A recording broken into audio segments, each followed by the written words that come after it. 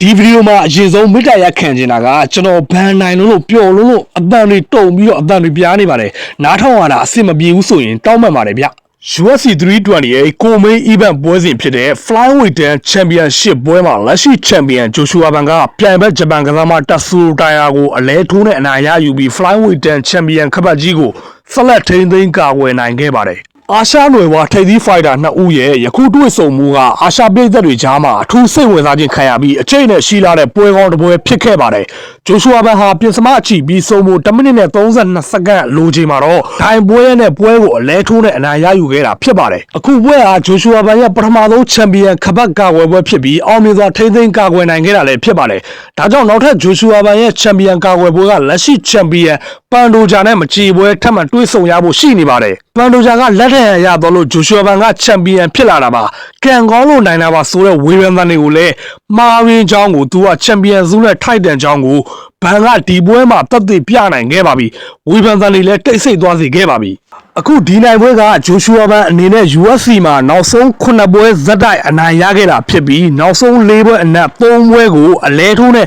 အနိုင်ယူခဲ့တာဖြစ်ပါတယ်ပွဲစဉ်ကိုသုံးသပ်ရမယ်ဆိုရင်တက်ဆူတိုင်ယာရိုဂရဘလာကောင်းတယောက်ရဲ့ ground game ကို9ကြီးပတ်လုံးကာကွယ်နိုင်ခဲ့တဲ့ဘန်ရဲ့တည်ငြိမ်တဲ့စွမ်းဆောင်ရည်က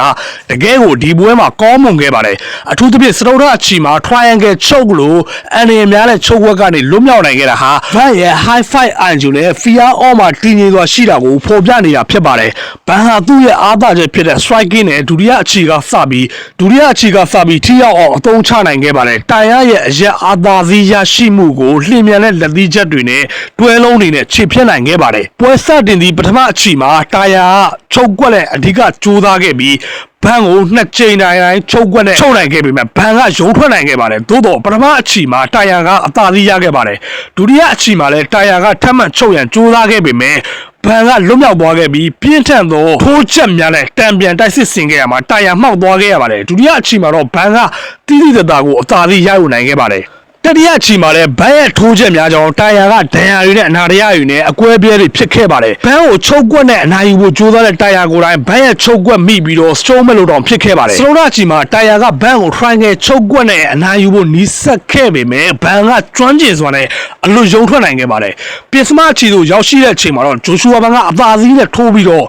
ဒိုင်ပွဲရနဲ့နိုင်ရရှိသွားတာဖြစ်ပါတယ်ဂျိုရှူအာဘန်ဟာအသက်24နှစ်တည်းရှိသေးတာကြောင့်သူ့ရဲ့အကောင်းဆုံးအရွယ်ကိုမရောက်သေးပါဘူးအခုပွဲမှာတိုင်ယာကိုအနိုင်ရလိုက်တာဟာသူ့ကို Flyweight တန်းရဲ့ဩဇာအရှိဆုံးချန်ပီယံတဦးဖြစ်လာစေဖို့လမ်းခင်းပေးလိုက်တာပဲဖြစ်ပါတယ်ပန်လိုဂျန်နဲ့မချေပွဲဟာဘန်အတွက်သူ့ရဲ့နန်းသက်ကိုခိုင်မာအောင်တီဆောက်နိုင်မယ်စူပါဖိုက်ပွဲတစ်ပွဲဖြစ်လာမှာသိကြပါတယ်ဂျိုရှူအာဘန်ရဲ့ဒီအောင်မြင်မှုဟာ UFC သမိုင်းမှာမြန်မာဖိုက်တာတွေရဲ့အာရှဖိုက်တာတွေရဲ့အခန်းကဏ္ဍတွေကိုတခေတ်စမ်းစေခဲ့တဲ့မှတ်တိုင်တစ်ခုလည်းဖြစ်ပါကြောင်းသုံးသပ်လိုက်ရပါတယ်ခင်ဗျာ